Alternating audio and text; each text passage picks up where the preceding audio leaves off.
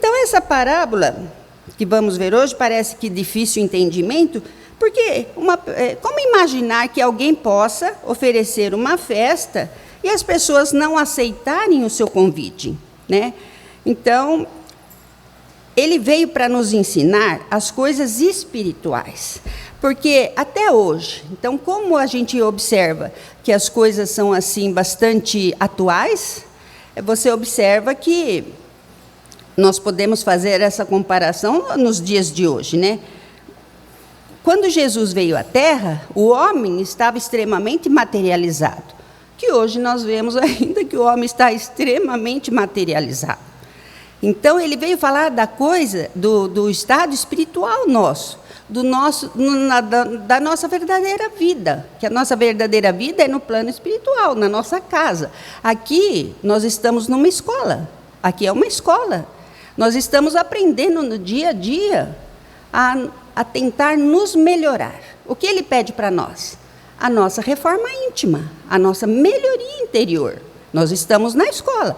Então, depende do nosso esforço se nós vamos passar de ano ou se não vamos. Se somos preguiçosos, nós não vamos passar de ano, mas não tem problema, porque vamos retornar e vamos continuar, até que a gente resolva a mudar as nossas atitudes e falar, bom, eu preciso me melhorar, porque não posso ficar repetindo de ano.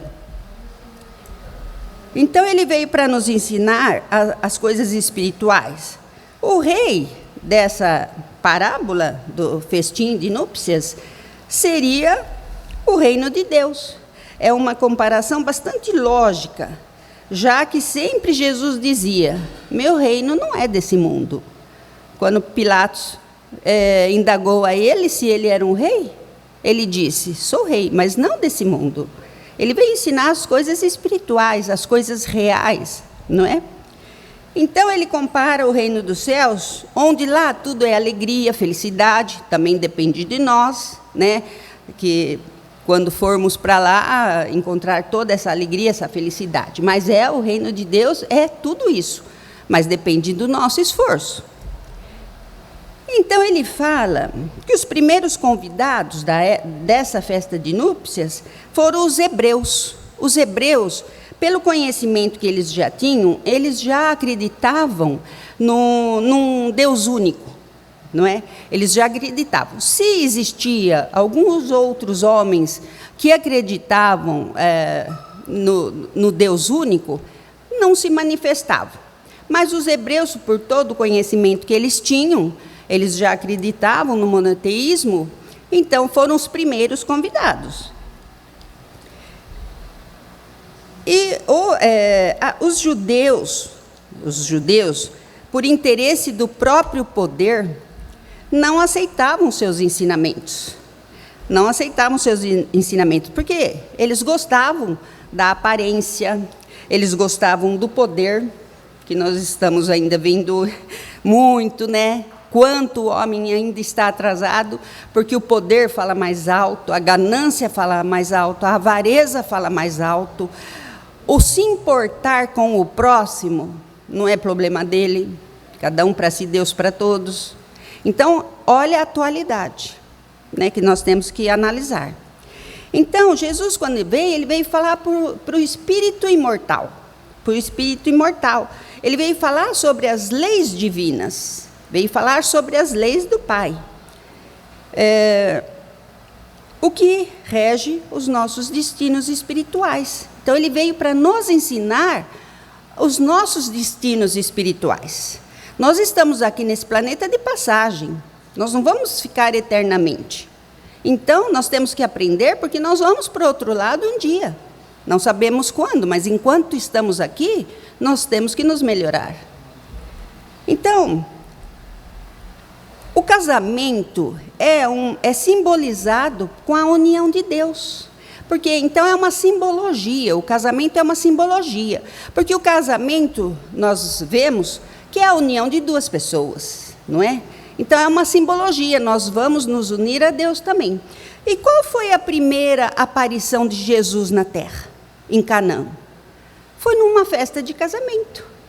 E aí, quando nessa festa houve aquele problema de ter acabado o vinho, né? E Maria, mãe de Jesus, ficou muito condoída das pessoas, os donos das festas, por conta de agradar os seus convidados, chamou seu filho e falou para ele, e ele pediu que trouxessem os barris de água e transformou em vinho. Aí, nessa passagem, Simão Pedro indagou a Jesus, quando dessa transição da água para o vinho: Mestre, não estás com isto influenciando a bebida e a comida? E ele respondeu: qual a alegria que temos em poder servir aquele que no momento precisa de nós. Olha que profundo. Essa é uma felicidade. Você saber da necessidade de um irmão e você ir lá e socorrer, essa é a alegria, essa é a felicidade. De poder servir, de poder atender, não é? E nós não sabemos o nosso dia de amanhã. Se um dia também nós vamos precisar de que alguém nos atenda, nos acolha, né? Eu tive momentos na vida que precisei, muito. E na época eu já ajudava sem saber, sem ter o conhecimento, porque eu era ainda da doutrina católica, não aprendi, não me ensinaram, mas eu já tinha, acho que aquela sementinha, porque todos nós temos a sementinha que está lá latente. Um dia ela desabrocha, não é? E um dia ela eclode, e aí nós vamos ter todo esse conhecimento. Então, continuando, o rei mandou os profetas para chamar as pessoas, para falar sobre a verdadeira felicidade, mas não escutaram os seus profetas, e suas advertências foram todas menosprezadas. Os que recusam o convite, porque nós todos, até hoje, nós estamos recebendo convites diariamente do Mestre. Nós todos somos convidados. E os que recusam o casamento, o convite, alegam que têm cuidados com o seu campo, com seus negócios, com a sua casa, e só se interessam pelas coisas terrenas.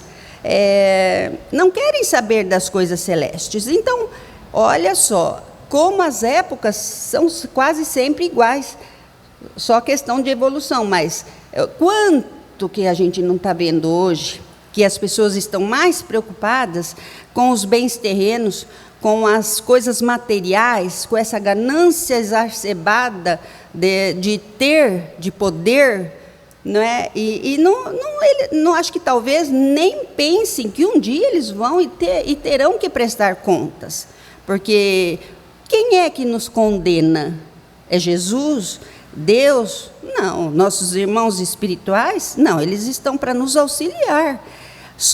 É a própria consciência de cada um.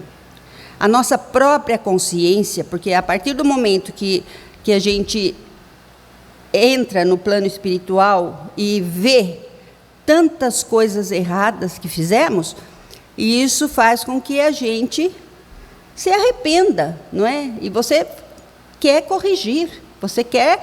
Nossa, é terrível, o peso de consciência é uma coisa terrível. Então, você pede auxílio e tem a oportunidade, Deus nos dá a oportunidade de mais uma vida para... Então, Deus não castiga. Quando fala assim, antigamente, né, na minha época de infância, hoje talvez não se fale mais, não sei, não faça isso que Deus vai te castigar. Não faça isso porque não pode, Deus vai te castigar.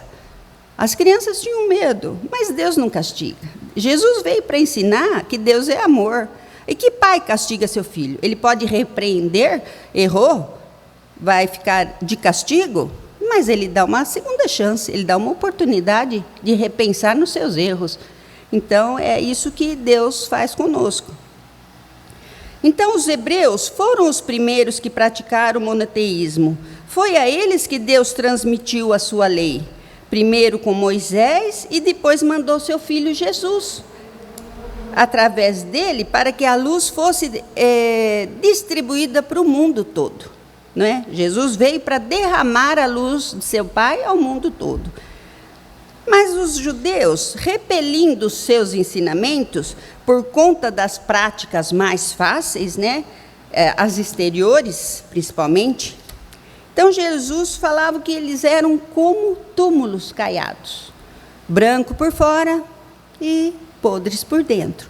Por exemplo, então nós vemos, não criticando, sempre a título de esclarecimento, doutrinas, né, com uma pompa extraordinária, com aquelas vestes extraordinárias, aquele ouro extraordinário. Jesus veio assim? Ou ele veio humilde para nos ensinar a humildade? Podemos crescer? Evidentemente. Nós estamos aqui para crescer, evoluir, estudar, podemos ter de tudo, mas não sermos apegados a nada, porque nós vamos deixar. Há necessidade de progresso? Sim, é evolução. Mas há necessidade de nós sabermos lidar com esse progresso, sabermos lidar com o que temos, porque temos que saber que vamos deixar, não é? Então, é tudo muito atual. Aí, depois foram convidados todo pelo caminho, bons e maus. Isso quer dizer que a palavra foi pregada para todos, pagãos, idólatras, mas não basta ser convidado. Nós também temos que estar sempre preparados para esse convite. A despeito ainda do que eu falei sobre o túmulo caiado e podre por dentro, tem alguns exemplos bem simples, né, que dá para a gente ter uma noção. É assim, tipo, nós vemos prédios, construções belíssimas, arquiteturas belíssimas, mas será que é funcional? Por fora é muito belo, tanto que nós presenciamos sempre quedas de prédios. Pode ser bonito, mas não é funcional. A alimentação é saborosa? Muito saborosa, mas é saudável? Temos que saber se é saudável. Uma tela, um quadro, ela pode ter a moldura mais espetacular que se possa ver. Você olha o quadro, maravilhoso, mas e a tela? A tela é bonita? O importante é a tela, não é a moldura, não é? Bom, então, por isso que eles falavam, muitos chamados e poucos os escolhidos. Por quê? Porque todos que foram convidados, que vieram à festa, ao banquete, quando o rei entrou na sala do banquete, ele notou um homem que não estava vestido adequadamente, né?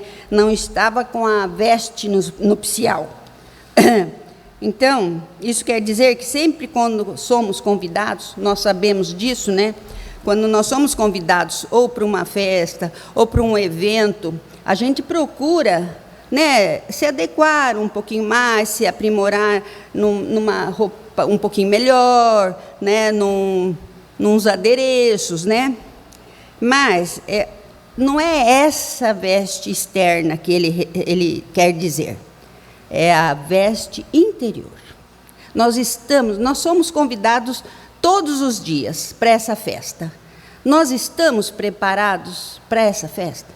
Nós estamos já despojados do que nos atrasa?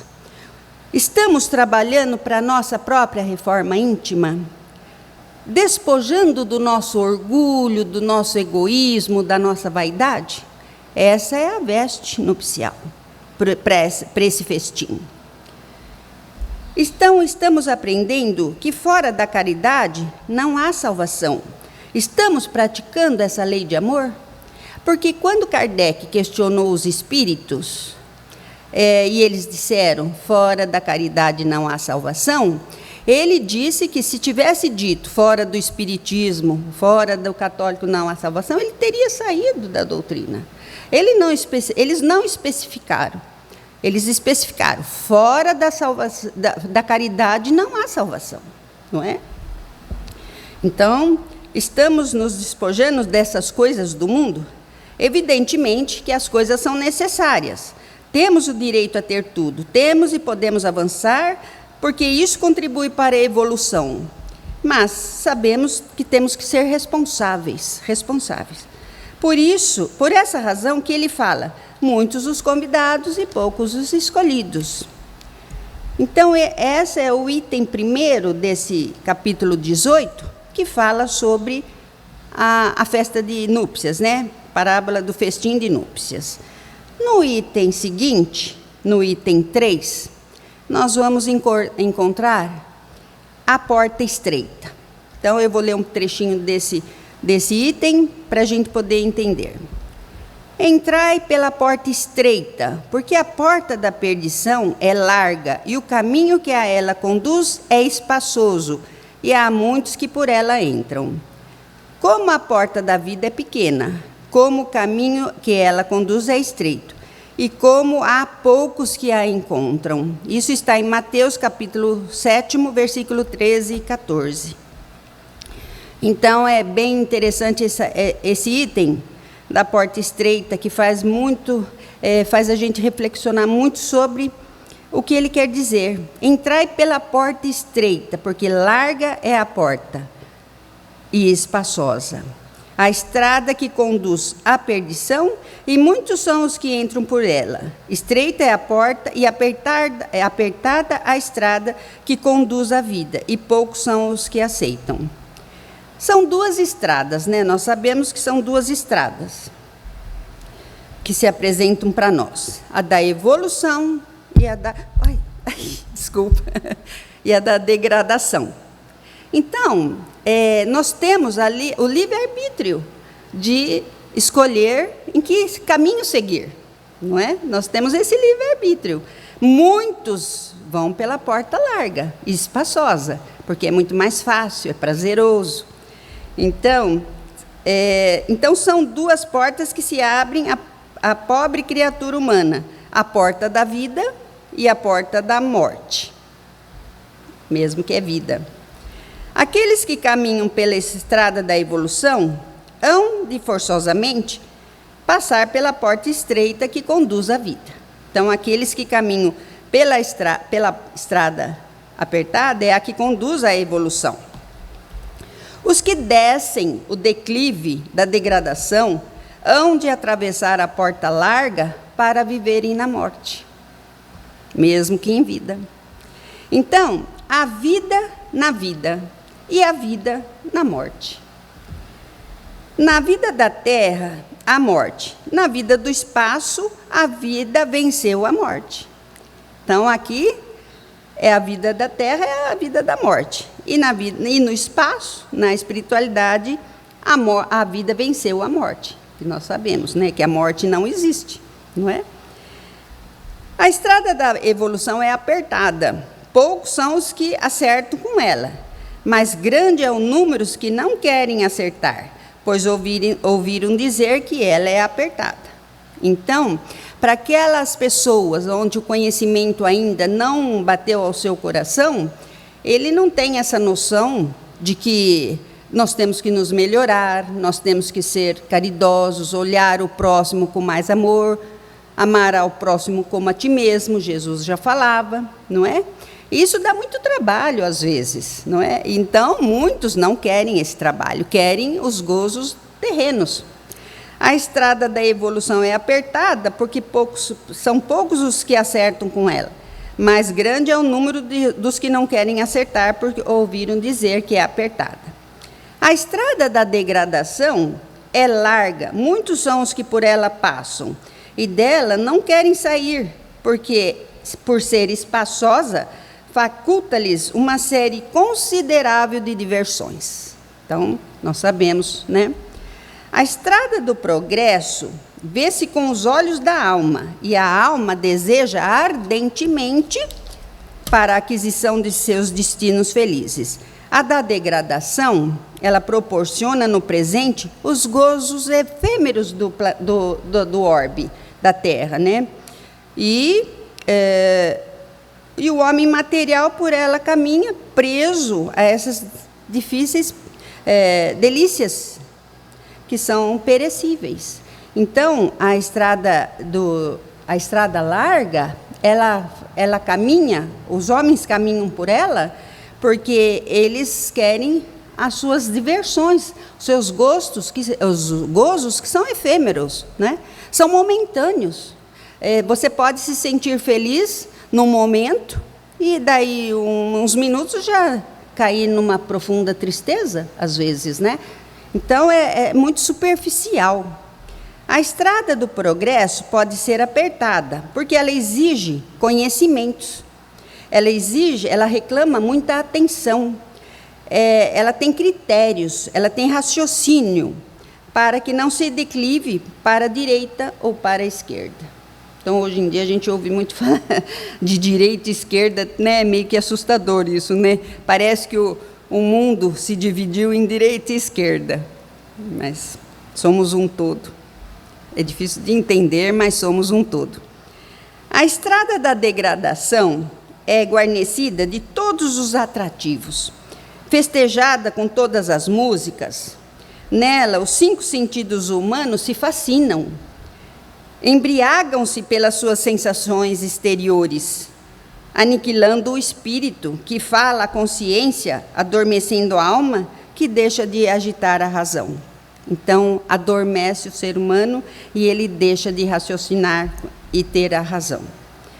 Para subir-se pela estrada da evolução, é entrar-se pela porta do progresso. É preciso prudência, fortaleza, temperança, retidão, fé, esperança e caridade. Por isso, estreita é a porta e apertado é o caminho que conduz à vida, e poucos os que acertam com ela, né? Então, nós vemos tudo muito atual, mas é real. A estrada da degradação é a da soberba, da avareza, da luxúria, da ira, do ódio, da gula, da preguiça, que às vezes somos preguiçosos, da inveja, de que o mundo está cheio. Eis porque larga é a porta e espaçosa, e a estrada que conduz à perdição, e muitos são os que entram por ela, porque preferem. Então, procuremos entrar pela porta estreita, porque é ela que nos dá a entrada na vida eterna. Então, a porta estreita. No item 6, aqueles que dizem, Senhor, Senhor, não entrarão todos no reino dos céus. Aqueles que dizem Senhor, Senhor, não entrarão todos no reino dos céus, mas somente entrará aquele que faz a vontade de meu Pai, que estás nos céus. Vários me dirão naquele dia, Senhor, Senhor, não profetizamos em seu nome? Não expulsamos os demônios em vosso nome? E não fizemos vários milagres em vosso nome? Então eu lhes direi claramente, retirai-vos de mim, vós que fazeis obras de iniquidade. Mateus capítulo 7, versículo 21, 22 e 23. Então, a gente vê muito que as pessoas ficam, né? Senhor, Senhor, orando, ajoelhando, existe até aquelas pessoas que se maltratam, me fugiu o termo agora, e depois, fora disso, continuam sendo as mesmas pessoas, se flagelando. Então, não é isso que ele quer. Não adianta você falar Senhor, Senhor, ajoelhar, rezar um terço, não é isso que ele quer. Ele quer que nós cumpramos com os ensinamentos de Deus, do seu Pai, né? Aquele que faz, ele não precisa nem ter uma doutrina. Se ele faz o bem, é isso que importa. É isso que importa para ele. Então, ele dizia que todos que ouvem essa passagem e as praticam, é como o homem sábio que construiu a sua casa em cima de uma pedra. Então veio os ventos, as tempestades, e a casa manteve-se firme. Ao contrário dos que fizeram a sua casa num terreno arenoso, porque veio as intempéries e a casa ruiu. Então, aquele que tem fé, aquele que acredita, aquele que pratica o que aprende, é que mantém a sua casa firme, cada vez mais fortificada, que é isso que ele nos pede. Então, para que nós construamos as nossas casas sobre a pedra, o que nós precisamos fazer? Adquirir conhecimento. O conhecimento nos libertará. Libertar do quê? Da nossa própria ignorância, para que não mais construamos casas na areia e que sejamos firmes naquilo que façamos. Então, por exemplo, vou dar um exemplo que eu costumo sempre falar, porque é uma coisa que me choca muito. Até ontem na campanha falamos muito sobre os gatos. Eu nunca tive gato, eu sempre tive cachorro. Amo de paixão, queria ter muitos. Aí eu ganhei uma gatinha, e eu falei, nossa, que interessante. Eu nunca tive uma gatinha, e estou apaixonada pela gata. Então, mamãe daqui, mamãe de lá, né? E ela vem, vamos com a mamãe, ela vem correndo, e eu olho e falo, meu Deus, é uma criança. E aí, nossa, eu chego na minha casa à noite, quando eu venho do centro, ela está no portão me esperando. Bom, meus cachorros já estão guardadinhos dentro de casa, que eu falo que eles não são guardiões do quintal, não. Quem quer segurança, põe um segurança, os meus ficam dentro de casa. Aí ela fica me esperando, eu entro pelo portão, fofa, vamos para casa, vamos com a mamãe já. O que você está fazendo aí essa hora? Ela vem correndo, eu fico, nossa, eu fico admirada, que amor é aquele, que inteligência é aquela. Aí, voltando, as pessoas que eu conheço, é por isso que eu dou exemplo real, vão para a igreja e ficam lá, ajoelham, levantam, eu falo, ajoelha, levanta, tira o paletó, põe o paletó, ajoelha, levanta, reza o terço, Pai Nosso, né? Aí chego em casa, eu conheço a pessoa. Coitada, mas eu tenho que entender o entendimento dela, né? E aí, ela tem uma vizinha que tem 20 gatos e uns 10 cachorros.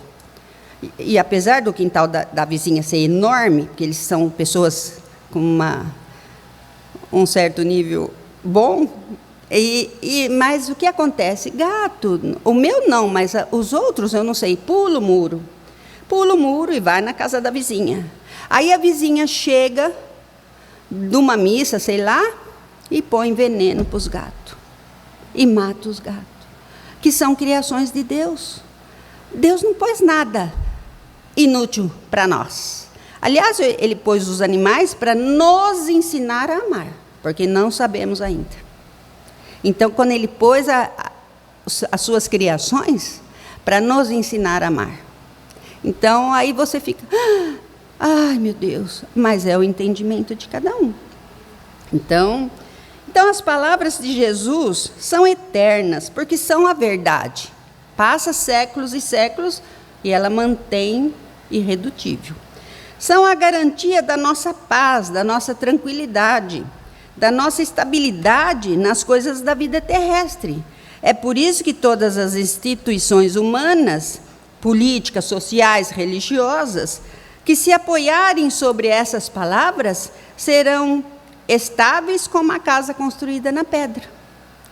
Então, seria muito mais fácil, muito mais simples, mas também nós temos que entender, cada um no seu grau evolutivo. Ninguém está no mesmo estágio evolutivo como outro ser. Cada um na sua individualidade. Cada um no seu querer aprender. Cada um no seu querer conhecimentos. Outro exemplo. Eu faço parte do Hospital de Barretos, sou coordenadora de Barretos na minha cidade, porque eu tive um filho que partiu, né, por conta da doença.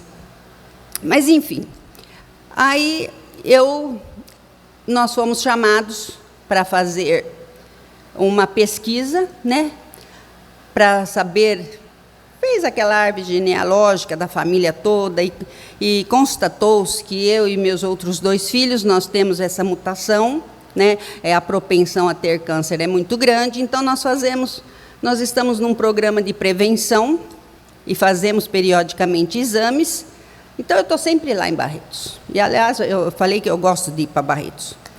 Mas, enfim, eu tenho uma neta que essa semana passada eu fui 2 vezes com ela, porque a mãe trabalha e não podia, e não marcou junto com a outra prima que também faz a pesquisa, mas fui. Eu falei, não, eu vou com ela. E fomos. Aí, as crianças são atendidas no prédio do Infanto Juvenil, porque lá é uma coisa fabulosa, é uma coisa que os europeus chegam no Hospital de Barretos, eles ficam admirados pelo trabalho que eles fazem no interior de São Paulo, do Brasil, que aí eles falam que o Brasil, não é? E eles ficam admirados. Nesse prédio infanto-juvenil, é, assim, uma lição de vida. Você chega lá, você sente vergonha de você. Você fala, meu Deus do céu, eu tenho vergonha, eu reclamei disso, eu reclamei daquilo, eu reclamei da falta de dinheiro, eu reclamei de alguma picuinha que fizeram comigo. Aí lá você sente vergonha, porque você vê de tudo. Crianças amputadas, carecas, e brincando, e as famílias ali brincando com as crianças, e aqueles jovens, 12, 15, 16 anos, na flor da adolescência, amputados, carecas. E aí você fica, Senhor, perdoa-me, tanta imperfeição ainda, por tanta reclamação. Tenho que agradecer, gratidão. Gratidão pelos seus ensinamentos que nos auxiliam a entender que aquela doença não é um castigo de Deus. Deus não castiga ninguém. A doença, ela não é mais nada do que a cura. Inacreditável. Acreditar que a doença é a cura.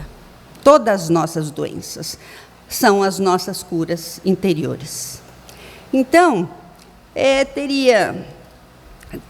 eu falo que teriam que todos irem para ver, para agradecer mais, porque nós temos muito mais a agradecer do que reclamar. Muito. Tudo. Pelo enxergar, pelo falar, pelo ouvir, pelo andar. Pela nossa família com problemas? Todas têm. E não é por acaso que estamos reunidos numa mesma família. Algum motivo tem. Então, vamos tentar, conviver, que seria bem melhor. Daí, depois teria o item 13, muito se pedirá àquele que muito recebeu. Depois, no item 13, dar-se-á àquele que tem. E depois, reconhece-se o espírita pelas suas obras. Mas falando só um pouquinho do muito se pedirá àquele que recebeu, então, nós, graças a Deus, recebemos muito já. Então, nós recebemos já o conhecimento dessa doutrina esclarecedora. Então, de nós, principalmente espíritas, vamos ser muito mais cobrados, porque nós já sabemos. Então, aquele que não sabe ainda, mas que não faz coisas tão dignas de pecado, mas ele ainda não sabe,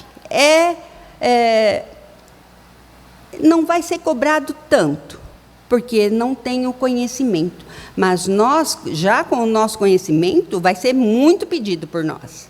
Porque nós recebemos também, através das comunicações, os ensinamentos, e temos que pôr em prática. Então, aquele que recebeu, muito será cobrado. Porque temos que fazer o bem, temos que auxiliar, temos que pôr em prática o que vamos aprendendo. Depois, dar-se-á àquele que tem. Então, é o que eu disse. Nós já temos. Por exemplo, vou dar um exemplo simples. Um pai dá um pedaço de terra para o seu filho. E dá a semente, tudo. O filho vai lá, planta, cuida, faz tudo o que é necessário para que haja uma colheita farta. Então, esse recebeu e fez crescer aquilo que o pai lhe deixou. Agora, aquele outro, que o pai que recebeu a mesma coisa, a terra, as sementes, ele preguiçoso, deixou para lá, vieram as ervas daninhas, o joio tomou conta do trigo e não rendeu. Então, não é Deus que tira dele. Deus não tira nada de ninguém. Mas é ele, com a sua preguiça, com a sua incapacidade, a falta de entendimento. O estudante vai prestar um vestibular, agora que tivemos o Enem aí, né? Então, o aluno se rala e não sai fim de semana, estuda e fica muito preocupado. Então, ele faz de tudo. Então, ele merece passar. Então, ele vai receber o quê? Uma entrada na faculdade. E aquele preguiçoso, que teve todo o tempo do mundo, de amanhã eu estudo, mais tarde eu estudo, ele não vai passar. Então, Deus tirou a oportunidade dele? Não, Deus não tira nada. É ele o responsável, não é? Então, é ele o responsável. E também reconhece-se o cristão pelas suas obras. Aquele que diz, Senhor, Senhor, não entrarão todos no reino dos céus, mas só aqueles que fazem a vontade do Pai que está nos céus. Então, nós estamos com os ensinamentos. Então, a nós será muito mais cobrado, porque temos os conhecimentos. Então, nós temos que pôr em prática, não é? Então, reconhecerá aquele que muito faz, não é? Vai se reconhecer o bom espírita através dos seus exemplos. E isso não é que nós somos super-heróis, é que nós temos que nos esforçar, né? Nós somos os exemplos das gerações que vêm. Então, nós temos que dar os exemplos. Somos imperfeitos? Evidentemente, somos humanos. Mas a nossa luta não é com o vizinho, a nossa luta é interior. A nossa luta é conosco mesmo, né? E temos que nos aprimorar. Então, isso é um pouquinho do capítulo 18, não é? Vamos refletir, vamos tentar pôr em prática, porque não estamos sozinhos, estamos sempre muito bem acompanhados, depende de nós mesmos. E que Jesus nos abençoe hoje e sempre.